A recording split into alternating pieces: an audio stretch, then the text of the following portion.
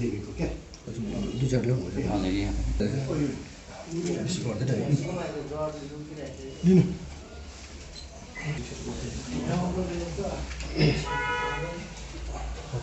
राखौँ कि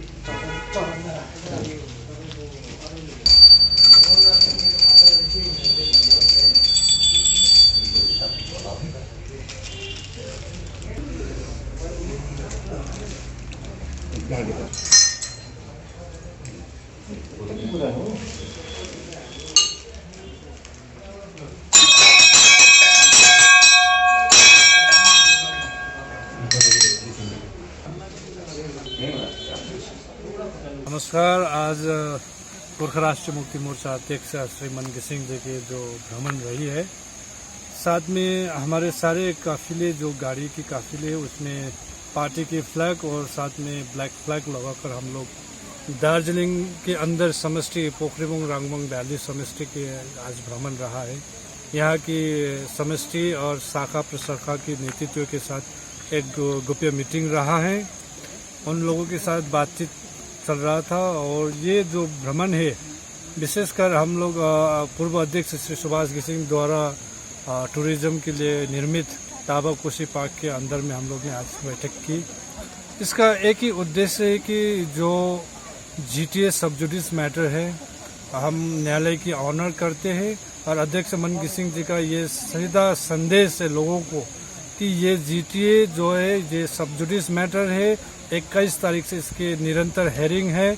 इससे पहले जिस तरह से बंगाल की सरकार ने जीटीए चुनाव हमारे ऊपर थोपी है, इसको लेकर हम लोग ब्लैक फ्लैग के साथ लोगों को ये मैसेज देना चाहते हैं कि जिस तरह से जो जीटीए व्यवस्था हमारे ऊपर जिस तरह से दबाव के साथ जो जीटीए चुनाव हमारे ऊपर दिए जा रहे हैं, ये गलत है।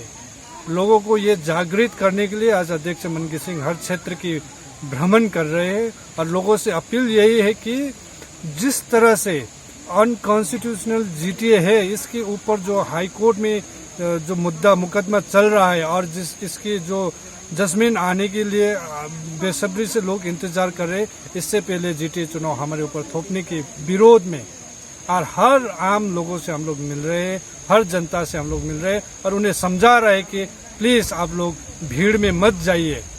भीड़ हमेशा सही नहीं होता है, भीड़ हमेशा सही नहीं होता है, लीडर हमेशा सही नहीं होता है। हमें अपनी जो मिट्टी है इसको बचाना है, हमारी इस मिट्टी को सुरक्षा देना है, हमें आगे ले जाना है और हमारी जो मुद्दा है इसमें हमें फतेह पाना है, विजय पाना है। इस लक्ष्य के और देखिए, आगे बढ़िए, ये संदेश देना चाहते हैं अध्यक्ष मन घिसिङ, बस और कुछ भी नहीं। ये जिस तरह से हमारे ऊपर अत्याचार और अन्याय हो रहा है, इसके खिलाफ एक आवाज बुलंद करने की कोशिश रहा है। नेता त गयो जनतालाई लानु खोज्दैछ। मेरो त जिम्मेवारी बन्छ आएर सम्झाउनु। फेरि मन घिसिङलाई सबै थाहा थियो त किन भनेन भन्छ फेरि, होइन? मैले भनिदिनु पक्का हो, यो मैले देखेको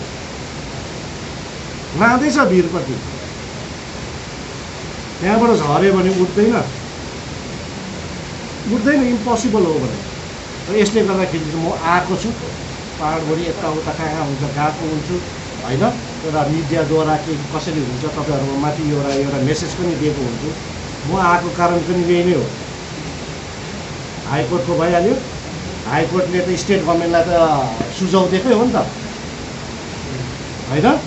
अहिले नगरौँ, समय ठिक छैन, किन पैसा पनि खर्च हुन्छ, बुझ्छ? किनकि मैले जुन चाहिँ हामी जिएनएलए पार्टीले जुन चाहिँ मुद्दा केस हालेको छ, मैले सुनवाई गरिदिँदैछु, त्यसको डेट पनि दिइसकेँ भनेको हो नि त।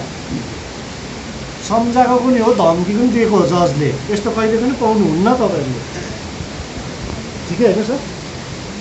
अनि यस्तो प्रकारको आउँदाखेरि बुझ्नुभयो, म पनि आएको जजले यहाँ स्टेट गभर्मेन्टलाई भन्यो अब ओपिडी म यहाँ हाम्रो नेताहरू को गर्दैछ उहाँहरूको पनि पैसा जोगाइदिनु आएको भने पनि सेम पैसा खर्च नगर भनेको एनर्जी वेस्ट नगर हाम्रो इन्डिपेन्डेन्टको को उठ्छ यसमा एनर्जी वेस्ट नगर बरु यो पैसा एनर्जी एउटा एकताको लागि गर न जाति मुद्दाको लागि गर त्यसमा एनर्जी वेस्ट गर एकदमै राम्रो अब यही सन्देश म दिन चाहन्छु सबैलाई होइन अलिअलि के छ पैसा जोगाड गर बरु यो चाहिँ के काम लाग्छ किन गर्छ यस्तो सम्झाउनै पर्छ म सम्झाउनै आएको हे मनकी सिंहले त सम्झाएको त्यही खर्च गर्नु हुन्थेन रहेछ त है जुन चाहिँ राफले ताफले गर्दैछ नि जुन चाहिँ देख्दैछ तपाईँले मिडियामा त्यस्तो केही पनि छैन सबको मुटु कामिरहेको छ मुटु कामिरहेको छ झुक झुक भइरहेको छ झुक झुक रिजन छ कारण छ उनीहरूले पनि आफ्नो उनीहरूको लिगल को होला किन सोधेको होला किन बाटो मान्छेहरू किन सोध्दैन सोधोस् न ट्रान्सपेरेन्ट छ म त तपाईँलाई अन्धकारमा राखेर त गरेको होइन ट्रान्सपेरेन्ट म्याटरहरू हो यो अनलाइन पनि के छ तपाईँले निकाल्नु सकिन्छ जजले के भन्यो अनलाइन आउट कोटोस् यसपालि हेरौँ बौद्धिक लडाइँ भन्छ नि म तपाईँलाई पहिला दिन भने दुःख पनि दिनु चाहदिनँ कहिले पनि मैले तपाईँलाई दुःख पनि दिएन होइन जे गर्छु बौद्धिक लडाइँमा म गरेकै हुन्छु भनेको यो लडाइँ भनेको यो गिभअप हुँदैन अब 21 को बादमा भनेको के कसो हुँदो रहेछ हेरौँ अब कोर्टको म्याटर फेरि बुम पनि म बोल्नु हुँदैन अरे अस्ति झन् म त कोर्टको पेपरहरू के निस्केको सबै रेडी पारिदिएको थिएँ तपाईँहरूको सबमा म त डिस्ट्रिब्युट गर्नु आएको थिएँ फेरि कोही एक दुईजनाले भन्यो तपाईँ त एउटा आपाको जग्गामा एउटा सब्स्टिट्युट भन्ने मेरो नाम छ नि त अहिले चाहिँ तपाईँले गर्नु पाउँदैन भन्नुभयो नि त कन्टेम्प अफ कोर्ट अरे के अरे अब हामीले यस्तो डरलाग्दो त त्यस्तो ज्ञान छैन तर यो बुझ्दै जाँदाखेरि यो म्याटरमा पनि धेरै सिक्न पायो सुप्रिम कोर्ट जान पायो हाइकोर्ट जान पायो अनुभव त हो पहिला गरिएको थिएन होइन यो जनताको लागि तपाईँहरूकै लागि त गरेको यो टाउको दुखाएको किन गरेको जोगाएको हो नि त तपाईँहरूलाई भनेको यति साह्रो भनेको मान्छे नगर्ने भइसक्यो अब तपाईँ र हामीलाई त भनेको जे गर्दा पनि हुने अरे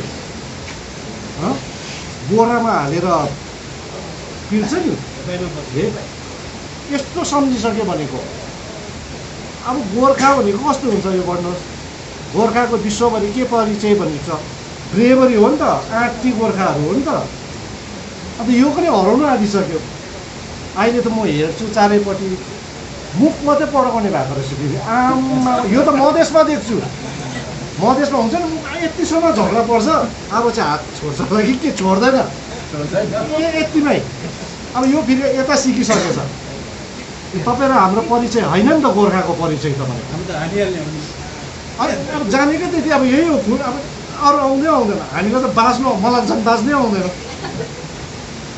बाँच्नै आउँदैन मलाई हो अब यसले गर्दाखेरि यो परिचय भनेको यो पनि त खतरामा परिसक्यो अब पाहाडमा मैले अस्ति पनि भनेको थिएँ रिक्सा कुद्नु मात्रै बाँकी छ भनेको प्याको भ्याको गर्दै रिक्साको पनि कुद्थ्यो भनेर अब बुझ्नु हुँदैछ एकदम लाटा प्रकारले म बताइदिँदैछु है तपाईँहरूलाई अब बुझ्नुपर्छ यो यति साह्रो हेपाइ भइसक्यो भनेको परिचय भन्छ नि भुक हडताल बस्ने प्रथा होइन फेरि भुक हडताल जुन चाहिँ कुरा गर्छ नि यहाँ भन्छ आपाले भन्नुभएको के छ तपाईँलाई थाहै छ त अन्त गोर्खाहरू कहिले पनि भुक हडताल बस्दैन भाइ पोस्टमा भन्दै थियो त्यही जिटी इलेक्सन भनेर अत्तालिनु पनि हुँदैन ला यो भयो भने त अब फेरि यिनीहरूकै कुनै के सानो चित्त गर्नै हुँदैन भनेको यत्रो ठुलो जुन चाहिँ एउटा मुद्दा लिएर तपाईँ र हामी अगाडि बढिरहेको छ भनेको के जिटी अस्ति भर्खर चलाएर देखाएको एडमिनिस्ट्रेसन ल्याएर बसेको के चाहिँ के हुन्छ ठुलो अब बादमा गऱ्यो त्यही त हो के नयाँ चिज के हुन्छ जस्तो लाग्छ तपाईँहरूलाई यसलाई जरादेखि नै उखाल्नुपर्छ भनेको यही नै हो मेन तपाईँ र हाम्रो उन्नति पनि हुनु दिँदैन केही पनि हुँदैन भनेको वाइ भन्दाखेरि खोत्रे हामी त्यसै भन्छ नि त खोत्रे व्यवस्था भनेको रिजन छ यसपालि इलेक्सन गराएको हेर्नुहोस् तरिका आपा हुँदा त जुन चाहिँ लालकुटी थियो नि तपाईँले जुन चाहिँ चिन्नुहुन्थ्यो त्यसको सान कस्तो थियो भन्नुहोस् त वेट आपा चेयरम्यान त्यसको वेट कस्तो थियो अर्कै थियो नि त हामी त सानो सानो भए पनि इज्जत थियो नि त त्यसमा अहिले हेर्नुहोस् त 500 रुपियाँ अरे नोमिनेसन, केटाहरू जस्तै हिँड्दैन, किनिदिउँ न अरे, ट्राई गरिदिउँ न भनेर पनि चढेको त्यो। अब यस्तो अस्ति भर्खर आएर गरेको, एक दुईजना हाम्रो पनि उठ्ने ट्राई गरेको चाहिँ त्यो सम्झाइ बुझाइ गरे। एकजना त्यो भाइ छ, अलिकति सम्झाउनु पनि पर्छ भाइलाई। मोटामोटी हामीले यो जिटिए इलेक्सन जुन चाहिँ प्रकारको भनेको इलेक्सन होइन, व्यवस्थामाथि हाम्रो विरोध हो। जब केस सब्जुडिस म्याटर भएको तिमी जिटिए इलेक्सन कसरी गराउँछौ? कालो झन्डा लिएर म के हिँडेको भनेको, किन हिँडेको भनेको यही नै हो भनेको रिजन। जब जनताले चाहेकै थिएन, सबैले भनेको जिटिए नगराउ भनेको होइन, चाहिँदैन हामीलाई जिटिए भनेको, पाकिसकेको सबैले यो आवाज दिइरहेको। अब जुन चाहिँ आवाज चाहिँ एक स्वरमा मागेको चिज चाहिँ के थियो त्यो टाइममा? पोलिटिकल पार्टी होस्, सङ्घ संस्था होस्, यो बुद्धिजीवी सबै मिलेर मागेको चाहिँ पञ्चायत इलेक्सन गरौँ भनेको हो नि त। मागेको चिज चाहिँ नगराउने होइन, डिमान्ड गरेको हो नि त पञ्चायत त, किनकि गाउँ बस्तीमा दुःख कष्ट भयो, अब यो गरौँ भनेको होइन, जिटिए चाहिँ नगरौँ भन्दा किन विपरीत गराउँदैछ त? यत्रो अन्तराल ग्यापमा कि एक्सर्साइज पो भएको छैन भन्ने सोचेको थियो नि त। तर म त निरन्तर दिल्ली जाँदै, सुप्रिम कोर्ट जाँदै, आउँदै, हाइकोर्ट यो गरेको थिएँ, तपाईँहरूलाई कसैलाई थाहै थिएन। यसलाई बचाएर राख्नु भन्नुभएको थियो त आपाले, कुनै समयमा काम लाग्छ मात्रै थियो भनाइ। हाम्रो जुन चाहिँ एडभोकेट छ, हाम्रो सत्य शर्मा भनिन्छ, एकदमै फ्यामिली मेम्बर जस्तै हो उहाँ, एउटा पारिवारिक एउटा छ एउटा सम्बन्ध। आपाले हस्पिटलमा गङ्गाराममा शर्माजीले भन्नुभएको हो, उहाँहरू आउनु भएको थियो जति पनि सुप्रिम कोर्टको, आपा त बेडमा होइन, बिमारी अवस्थामा, अन्त बसेको थिएँ, केही बोल्नु भएको थिएन अरे आपा। अन्त म त अब त्यो क्याबिनमा ओर्दर गरिरहनु पऱ्यो बिमारीको होइन, यता के गर्दाखेरि म भित्र पसेँ अरे। शर्माजी त अस्ति भर्खर भन्नुभएको मलाई, अन्त गर्दाखेरि म पनि भित्र पसेँ अरे। अन्त त्यहाँदेखि आपाले भन्नुभयो शर्माजीलाई, यो जुन चाहिँ केस छ सम्हाल्थ्यो र के भने अरे, हिन्दी बोल्नुहुन्छ नि त उहाँहरू, यसलाई जोगाएर राख्नु भनेको के, कुनै समयमा भनेको सङ्कटको घडीमा यसलाई बचाउँछ भन्ने कुरा राखेर अस्ति भर्खर मलाई शर्माजीले भन्नुभएको। त्यो बचाउने काम आपाको कुरा आदेश यसलाई शिर उपर राखेर मैले तपाईँ यो हल्ला गर्ने काम पनि थिएन, तपाईँलाई भनिराख्ने काम पनि थिएन। तर मैले यसलाई अप टु डेट गर्दै गर्दै गर्दै गर्दै अब कहिले अब आउँछ यो समय, ठ्याक्कै यो समय संजोग भनौँ, यस्तो टाइम भनौँ, यो टाइममा एउटा हतियार भयो तपाईँ र हाम्रो लागि, जातिको लागि भनौँ, पार्टीको लागि मात्र होइन नि, यो जातिको हो। यो आफूले यो इलेक्सन लोक्नुको लागि हालेको होइन फेरि यो मुद्दा, तपाईँ त्यो बुझ्नुहोस्। फेरि व्यवस्थामाथिको कुरा हो यो। अन्त हाम्रो भनाइ थियो, जब सुप्रिम कोर्टले भनिसक्यो सब्जुडिस म्याटर, त्यसको जबसम्म भर्डिङ निस्किँदैन त्यसको अगाडि तिमी जिटिए इलेक्सन कसरी गराउन सक्छौ भन्ने चाहिँ हाम्रो आर्गुमेन्ट, बुझ्नुभयो? अन्त यो सानोतिनो कुरा होइन, हामीलाई आन्सर गराउनु दिनु पर्यो। डरलाग्दो हुन्छ 21 तारिक स्टेट पक्षबाट आउँछ, तर मैले कुनै बाटो देखेको छुइनँ। सोचेको छु मैले सबसे भन्दा वर्स्ट त वर्स्ट चाहिँ के चाहिँ हुनसक्छ भन्दा अब त्यो धरि राम्रै सुन्छ, फेरि जति कोटाएर हेर्दा पनि बाटै छैन, भाग्ने जग्गा छैन उहाँ। जब कसैले गल्ती गर्छ नि भने अलिकति समय लाग्यो होला, गल्ती गरेको छ नि त, त्यो तपाईँ हामीलाई थाहा छ भनेको।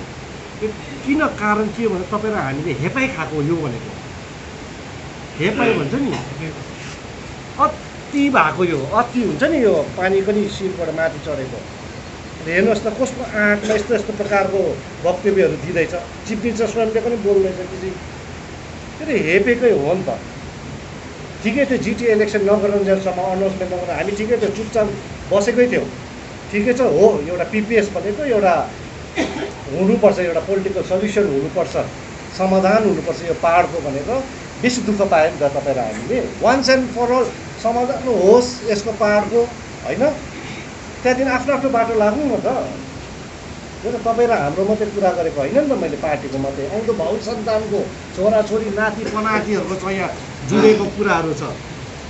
यहाँ त नानी झोडाको मात्रै कुरा होइन नि त, यहाँ त यो लडाइँ खेलाइ चाहिँ होइन, सो तपाईँ र हामीले यस्तो प्रकारको सङ्घर्ष गरेको यो स्ट्रगल हो तपाईँ र हाम्रो। दुःख हुन्छ, कष्ट हुन्छ नि, गरेर आयो।